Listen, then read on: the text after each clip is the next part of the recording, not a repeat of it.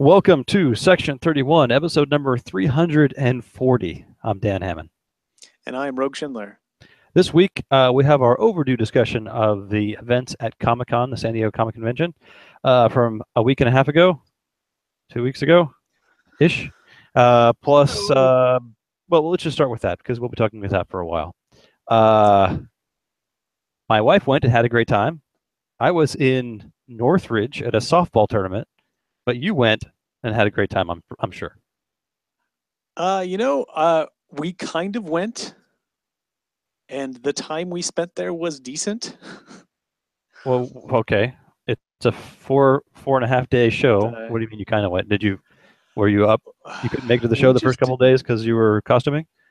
pretty much. Oh, Well, we took a break and did preview night.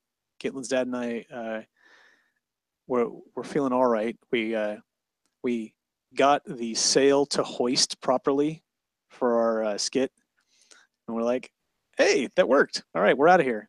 So we went down, but by the time we got down there, parked, ate, and got to the con, it was like a half hour left. So we kind of strolled around for preview night a little bit. Um, things were done all enough for us to all go Thursday. But Thursday's gotten really dead.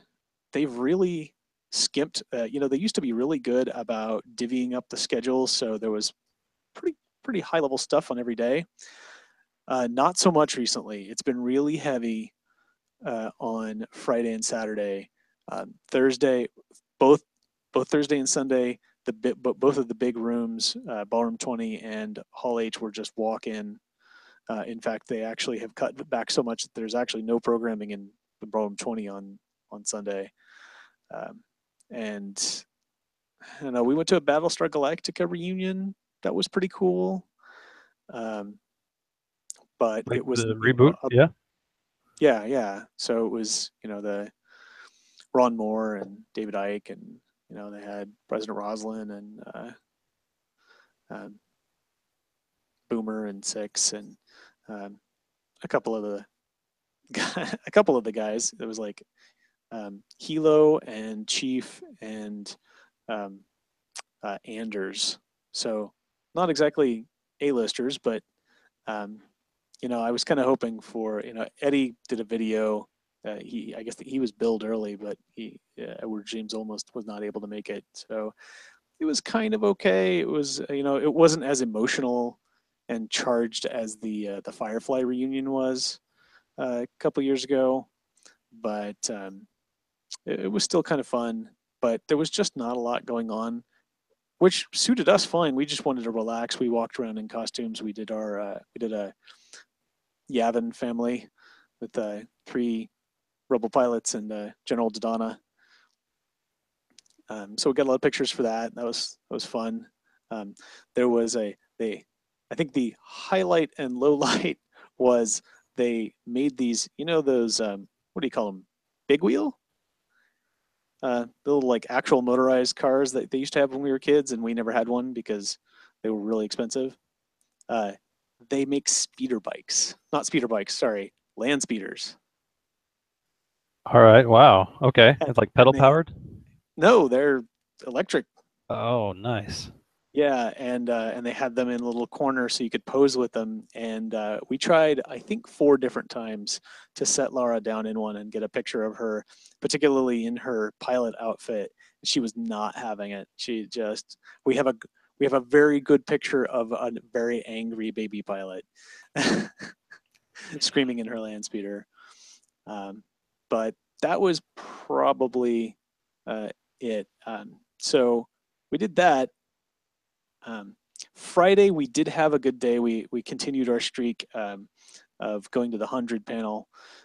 We did not camp overnight like we did 2 years ago. We did get up relatively early. We got there around 9, I think, but not ultra early. And the panel was not until 12:30. So we got in for the panel before it and that panel, both of which were great. iZombie, which I'm actually a huge fan of. It's a really good show from the makers of Veronica Mars, and it's got a lot of that humor, that flavor of humor. And so that was a really great panel. We did the 100 panel in our little teeny, very small biome of fandom where we are vaguely famous.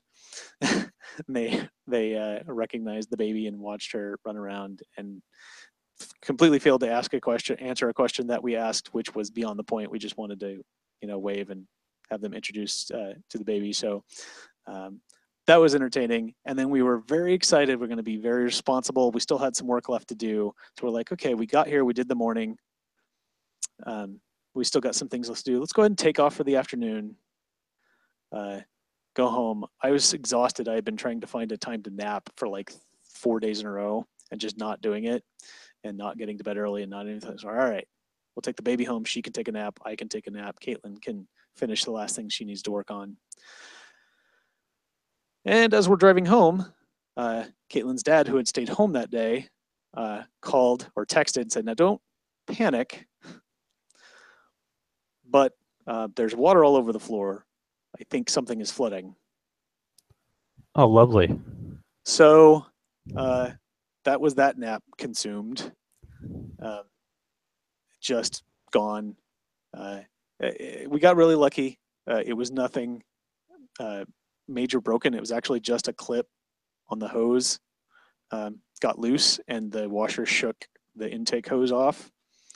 But despite the volume of water, it all stayed pretty much on the tile and only got a little bit into places where we have laminate. And her dad was home, so he started, tiling it right away. And so we got super, super lucky for as obnoxious as a thing it was to happen in the middle of a convention. Yeah, no But doubt. I was expecting, water flooding into the sewing room and, soaked carpets and costumes and all kinds of things. Yeah, no, nothing so drastic as that, or fortunately, but it did unfortunately cost us because we had a masquerade rehearsal at 7:30 that night, which I had to be out by 6. So, we got home, we were left at 1:30. So between 2 and 6, which was going to be the big break, that was all lifting furniture and moving furniture and sopping up, every towel in the house. So that's why we only kind of went to Comic-Con. And then Saturday, because of all that, we were up late rehearsing. We had a fairly complex skit. Those of you who follow me on Facebook have already seen, probably, at least I posted it. You may not have watched it. You're welcome to if you're interested. It's Game of Thrones related, so if that's not your thing, or if Hamilton's not your thing. But it was not difficult. It was just intricate.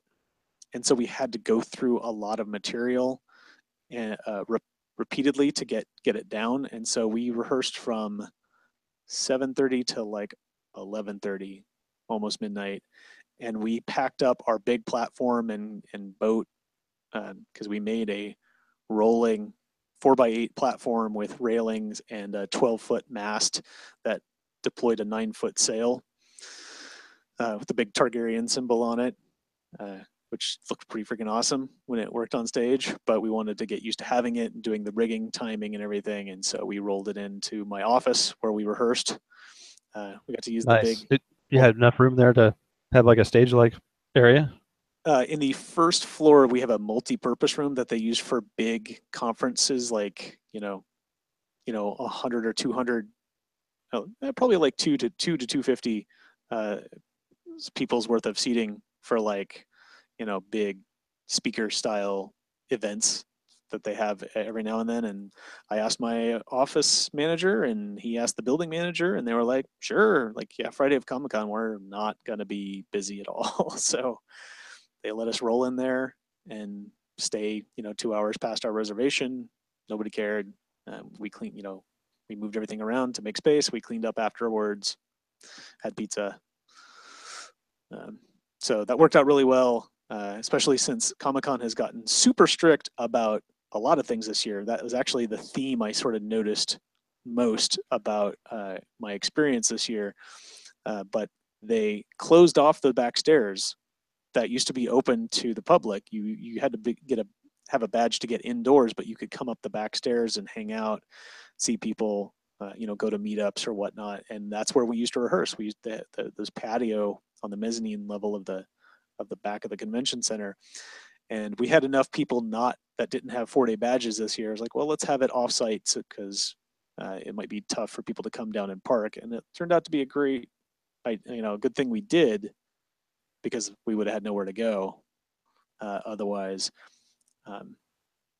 And that was kind of a theme this year, like just overly unnecessarily strict about stupid stuff. And there are important reasons to be strict about things like, fire marshal codes and, the amount of people that can be in a place, and that's fine. But, they had clearly drilled into all of the volunteers to be uber strict about stuff. And it was things like, the big sales pavilion, Yeah.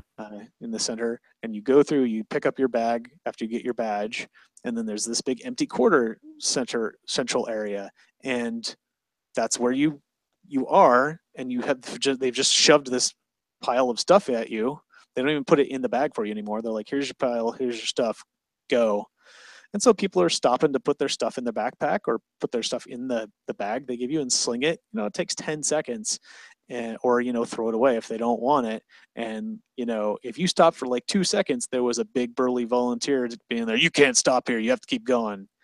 And it's like looking around and like, there is literally nobody within 15 feet of me. I am not creating a congregation of people that is obstructing here. If that built up, then by all means come in and clear it. But you don't need to be this proactive. And it was that, not just about that, but that's like the standing example for everything. Room lines, seats, getting in through the badge line, standing in places, at all. It was just super strict, and I heard this from many people, including people who worked in various aspects of Comic-Con, that across the board, whoever's in charge of enforcing whatever regulations that they have to keep has been off their rocker about it this year. And it kind of a negative impact on my experience, I think, and others as well. Did Debbie experience anything like that? Or I hadn't heard anything. Do you think people just on alert for some reason, or do you think they just decided that, you know what, it's let's keep the line moving and I think they probably were just. It felt like all of the volunteers, whether they were overly aggressive or just nice about it, but they were all very drilled in, like, don't give an inch because then you're going to lose a mile. And, Congoers are pretty easygoing folks for the most part. Like, they want to have the good experience too. And like, we were standing in the Q&A line and they were like, you must be single file. And it's like, okay, but we're here at a panel, and this walkway we're standing on is at the side of the room.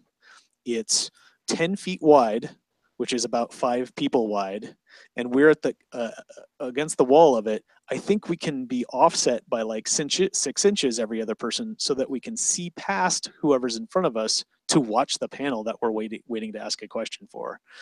And they were like, as soon as you stepped, took a little step to try to get an angle on something, they were like, I'm sorry, you have to be right up against the wall, right up against the wall, right up against the wall, right up against the wall, please, right up against the wall. Can you be right up against the wall? Great. And like, the person behind me, I could hear is like, if I'm any more against this wall, I'm gonna be like inside the wall, and I'm not Kitty Pryde. I was like, no, you're Octavia Blake. I can tell from your costume. So it was just frustrating. But by the time we rolled around to Saturday, we're always kind of light on Saturday anyway, because we have so many masquerade obligations. We had been up late for rehearsal, so Caitlin's dad and I got up. We drove down, dropped off our stuff, because we always get a loading dock pass at like 9 o'clock in the morning. And we went up and dropped our stuff off and left because there was more stuff to do at home, and we just kind of wanted to relax before rolling into rehearsal for the afternoon. We did feel, we got everything blocked out Friday night, but everybody kind of agreed on wanting to get some more reps in. So we met at 3 o'clock instead of like 4:30, and ran it a few more times and just rolled straight into Masquerade. What time does that start for you? I mean, what time do you have to be there for the actual show? So They require us to check in by 5:30 for an 8:30 show. We have to be dressed and ready by 7 or 7:15ish because they have one set of rooms that are like changing rooms and makeup rooms and everything, and then they have a green room for us where it's like chairs and a stage, and they stream the masquerade there for us so we can watch when we're not going on. But they lock up all the changing rooms with all the personal effects and everything. They don't want you to go back and forth in, so they have to lock those rooms by 7:30. So we have about 2 hours to go. They have rehearsals. They have a rehearsal stage. That same green room is a rehearsal stage, the actual size of the main stage, and they block out. You're able to reserve like 10 minutes sometime during the day to use that. We usually try to get the latest possible time, which is usually 5-ish, 4:30 or 5. So we show up around 4:30 or 5. We showed up even earlier so we could do some of our own rehearsals. So we basically went at 3 and stayed through the end of Masquerade. Yikes, that's a long day.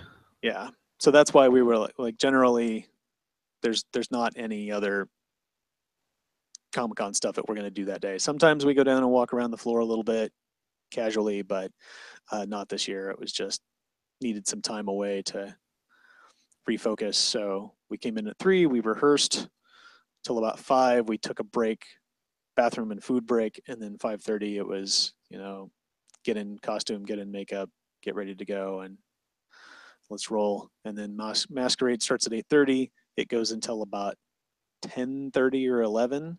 And then if you win an award, which they tell you whether or not you've won something, but not what, you have to stay, and everybody else can leave.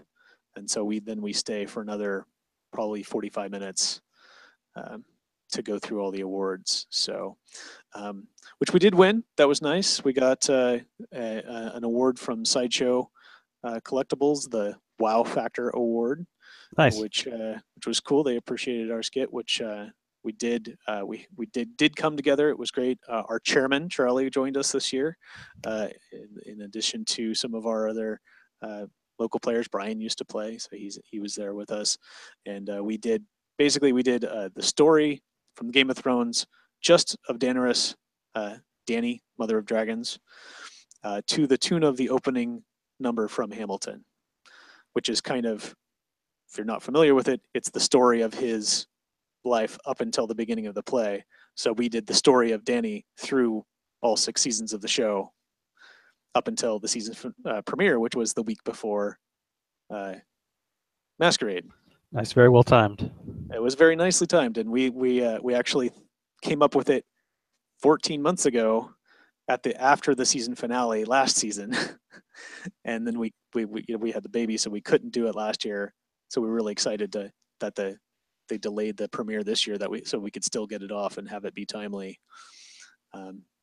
We were hoping the premiere wouldn't be until the day after Masquerade, but it actually worked out really well to be the Sunday before, because not a lot happens. It's always kind of a big exposition premiere, and we were able to slip in like 2 references to the premiere by changing just a little bit. Nice. To make it current. So that was really exciting. Everybody seemed to really enjoy it, appreciate it.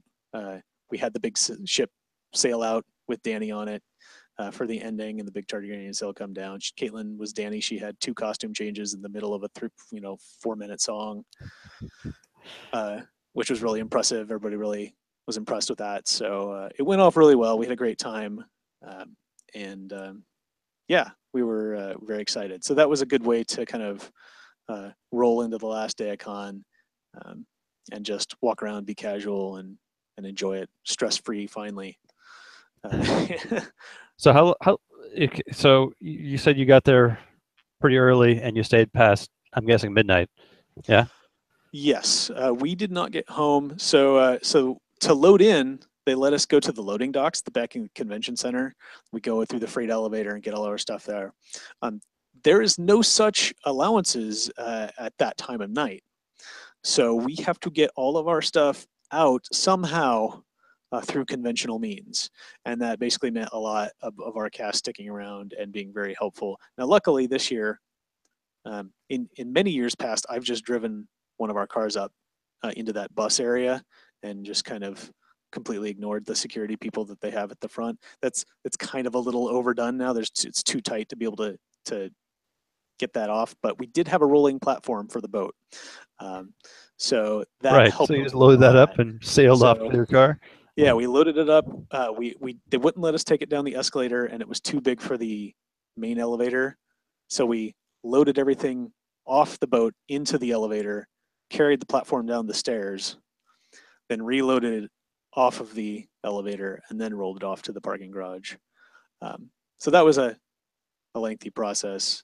I think we got everything in the car and left by about 1-ish, 1:15.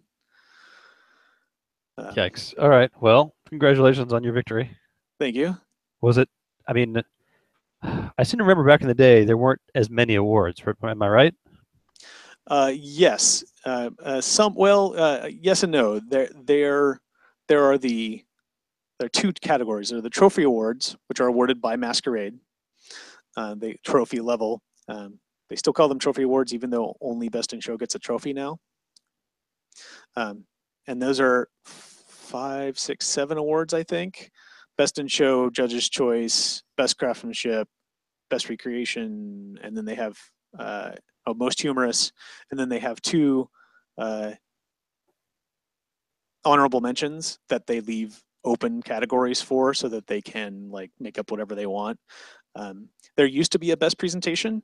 That was our target award of choice, obviously, because that's why we do this, because we're theater people and we like making nice costumes, but it's really about the performing.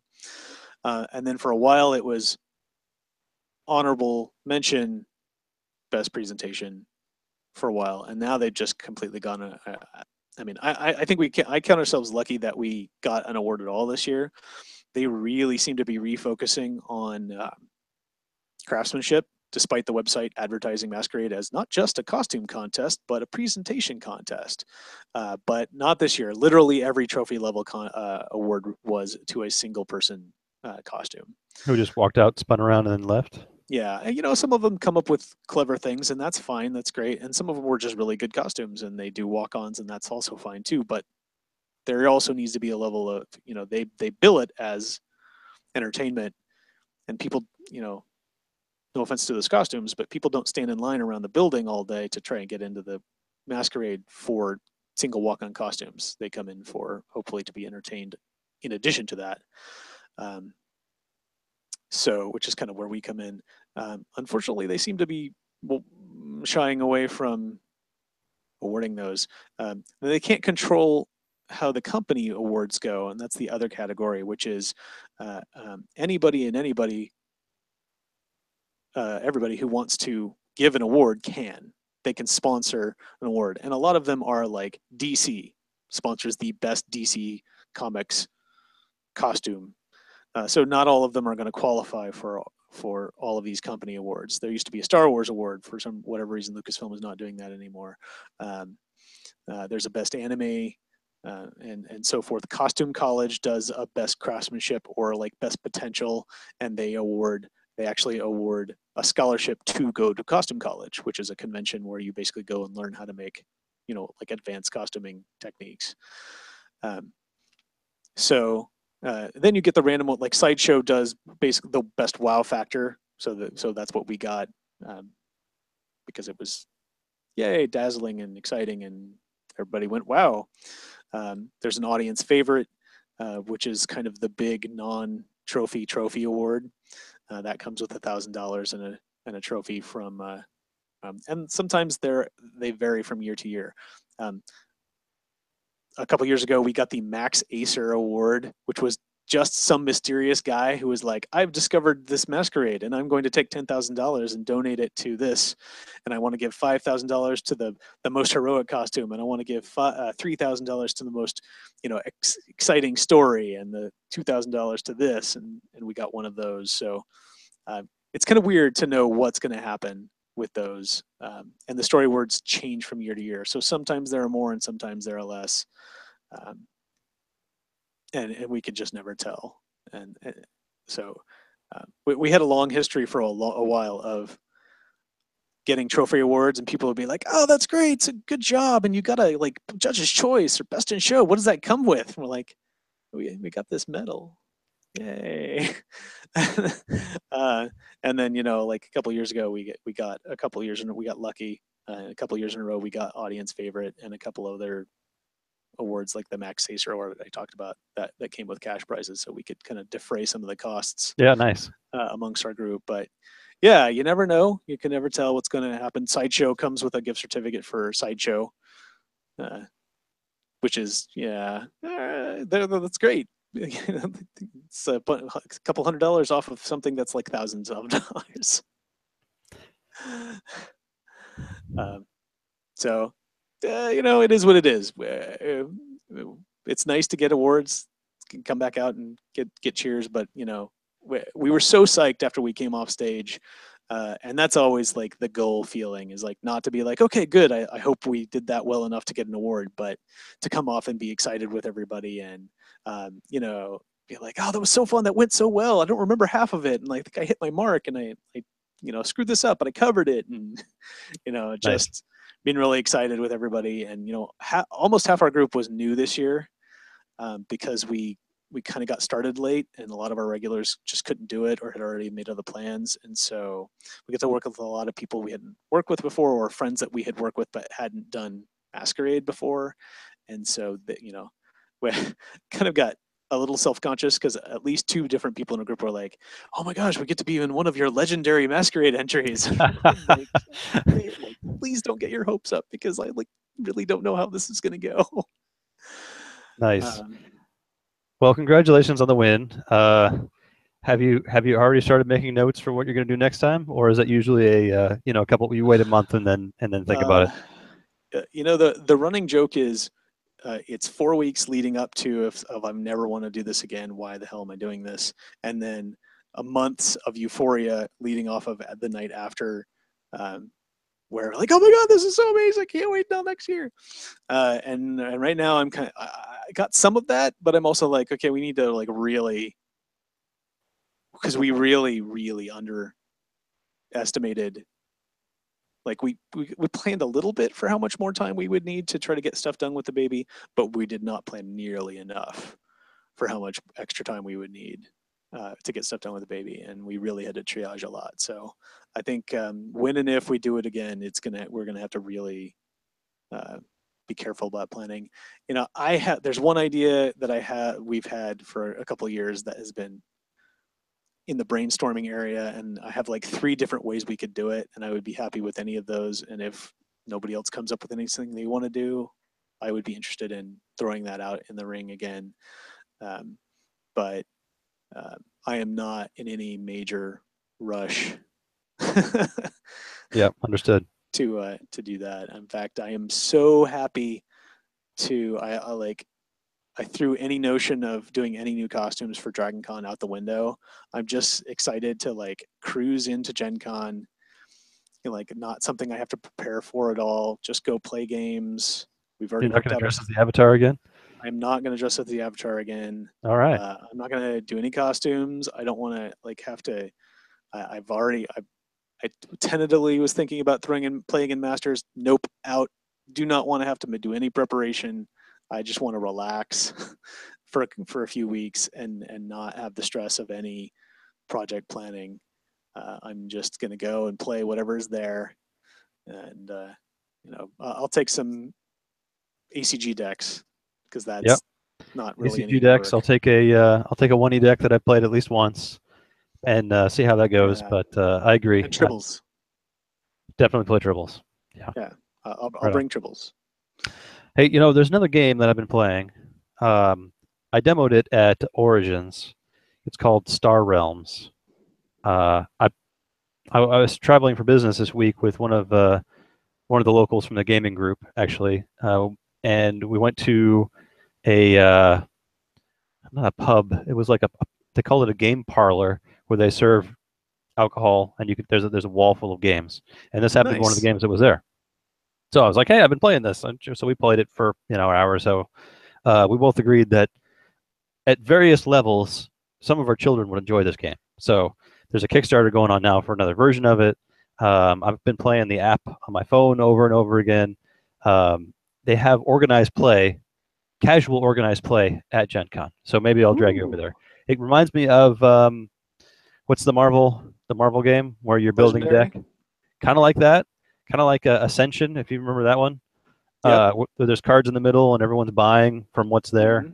and you're building the deck as you go. And uh, Interesting. it's sci-fi based, so that was kind of fun. They've got another, medieval goblins and warlocks kind of style, but I like the spaceships because the Sure. artwork's fantastic. Um, Star so Realms. Star Realms, yeah. Cool.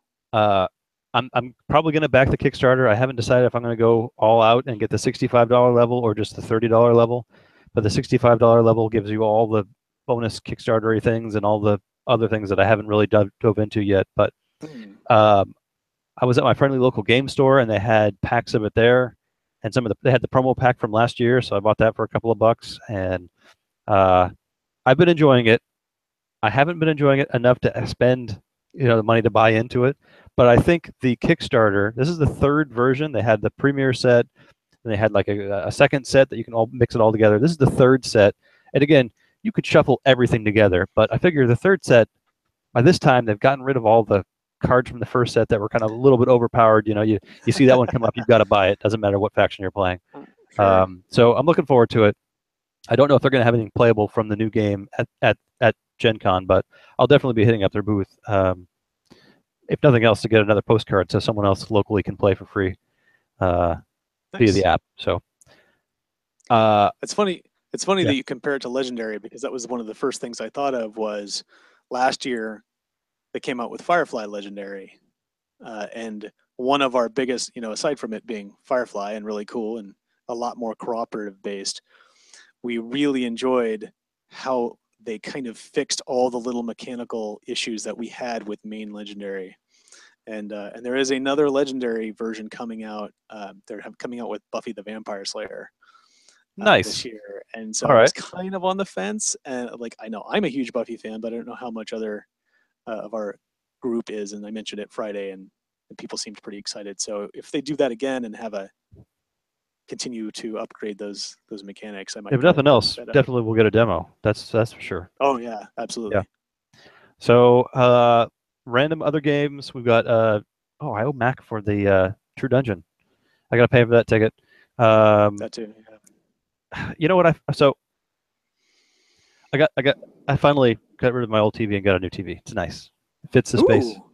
And I've had I'm the type of person that will buy Blu-rays even though I don't have a Blu-ray player, just because I know I'm going to get one eventually. Wow. So I spent All the right. Sure. last couple of days watching Fellowship, Two Towers. I'm probably going to pop in Return of the King and watch the first disc tonight. I went back and started looking at the card game because there was someone posted a link to something, and that led me to a Wikipedia page, and that led me somewhere else. And then I saw, oh yeah, Lord of the Rings. I'm watching that, looking at these cards, and kind of want to play it again. No, there's no. Oh man. I mean, I looked at my bin behind me here. There's a box of Return of the King that's not open yet. A bunch of packs, and I got the Ages Wow. You have a End. box of Return of the King? Yeah, there's something up there. Well, we'll, one of these days we'll get a few packs and see what we can put together. That would certainly answer the next question I was going to say, which is always, well, what path are we going to play? I Because that's don't the see. I quit I playing before that became important. I quit playing before they changed up all the factions to be something other than what they started out being. oh So yeah. I don't know any of the things. But I did find that there's not exactly a continuing committee, but there's a website that has a complete card list. And I was clicking through the rings because, the one ring, and each one had a little strategy guide. Like, this ring is great for this because it gives you a bonus to this. And, if this is great That's for, cool. you can take a burden during the skirmish phase, but not during any other phase. And this protects you from here. And this will give you a strength bonus, which is great for hobbits. And this one's really great if you're using Bilbo as your ring bearer. And this one's great for Faramir as your ring. It's like, wow, this is pretty complex. I might click around and see how much more I can find. But I thought about, I know I've got a Nazgul shadow pile somewhere and a goblin pile somewhere. And I think I played Gandalf and the Ents, but I don't remember. So I'll have a look around, see what I can find. I just remember like I think you came a little late to playing because I had been in Boston when it came out, and Yeah, then certainly. I didn't we really got to collect very much. we met at Gen Con, and you were like, okay, so lay this on me, and we talked about it, and your response was, so why don't I just play with like 4 copies of 9 companions? And I could not come up with a good response to that. And that Yeah, actually became one of the fun decks that we had on the side to go ahead and play because you're just like pissing in the Twilight pool, but I've got like 9 guys. What are you going to do? And I can yeah, discard extra copies to heal them. And that was fun. it was like, no, you can't do that because you can't. Yeah. Anyway, It's like my approach yeah, to I have a game of Magic. that, and I bought. My friend at the local game store sends out these coupons every once in a while. If you don't go to the store, they got one of those, player number Yeah, yeah. tracker things. So if you don't buy anything for like a couple of months, they send you like a $10 gift card. Here, just come to the store, spend $10. Fine. Like, All right, okay. expire at the end of the month. I'll go over there. So I bought a couple of packs of Magic cards and that promo pack for Star Realm. So uh, again, just looking around, I just I, I I'm very excited about Gen Con because we get to play a lot of different games. Yeah. Here's the form. Oh, This is actually nice. how I found out the lanyard that they gave with our badges. Yay. Gen Con is for Buffy the Vampire Legendary. Nice. I got So to stand in line for my badge. Or no, I think Charlie's got to pick up my I was badge. gonna say, I think, yeah. Got to stand in line for tickets, right? Did you get your tickets mailed to you? Oh, yeah. Okay. Very good. Right on. All right. Then we've got this. Yeah. We got a full week, and then next week is a short week, or we got another full week. I don't remember. No. How Oh, long is it? yes. Yes. So there's this week. There's next week is a full week. Okay. And then the week after that, we leave on Tuesday. Tuesday, and we're staying an extra day Yeah. to go see the eclipse. Awesome idea. And I'm super excited about that, which we'll Yeah. have to talk about that on the show as well. We won't have a show right that Monday after Gen Con because we will be doing that. Excellent. All right. Just a Brilliant heads up. plan. Then we'll talk more about what we're doing for Gen Con over the next couple of weeks, but I think that wraps up for today. Yeah? I think so. That's quite a lot of intelligence. Not a lot of Comic Con. I'm afraid. I really regret. Unfortunately, it was Saturday afternoon, the aforementioned dead time. But there was a really good Star Trek Discovery panel that would have been a great actual Star Trek related thing to talk about. But everybody I talked to was really impressed and excited. The trailer is online, so you can go check it out if you're interested. But that looks How about the really cool. Orville? Did you see a trailer for that? I have. Um, I'm on the fence. It could be meat, and it could be cake. All right. Well, we'll watch it and then decide if it's meat cake or not. Agreed. But until then, In the meantime, I am Sir Rogue, and I'm Sir Dan, and I will remind you all to expand your power in the universe. and I will draw to end.